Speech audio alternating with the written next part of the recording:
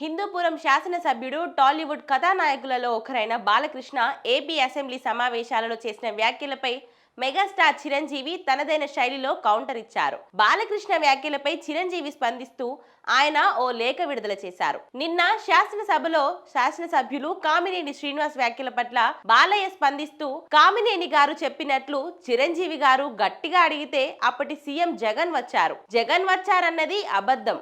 గుడ్డిగా ఎవరు అడగలేదని, అక్కడ ఆయన గట్టిగా అడిగితేనే ఈయన వచ్చాడని, లేకపోతే సినిమాటోగ్రఫీ మంత్రిని కలవమన్నాడు అంటూ ఒకంత వ్యంగ్యంగా చెప్పాలని నేను టీవీ ఛానల్లో ప్రత్యక్ష ప్రసారం చూశానని మెగాస్టార్ చిరంజీవి లేఖలో ప్రస్తావించారు. ఈ అంశంలో నా పేరు ప్రస్తావనకు వచ్చింది కాబట్టి ప్రజలకు వివరణ ఇచ్చాను.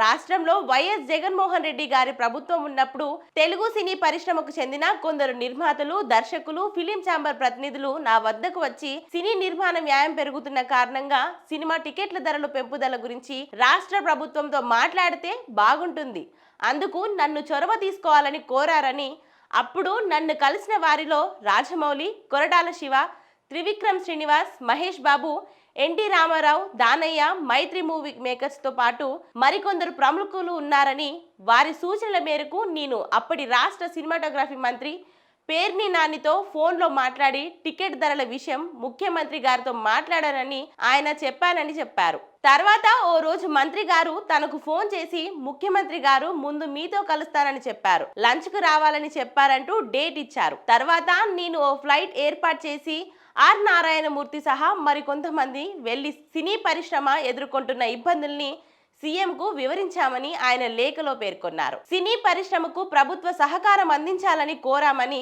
అందుకు అక్కడ ఉన్న వారంతా సాక్ష్యమే.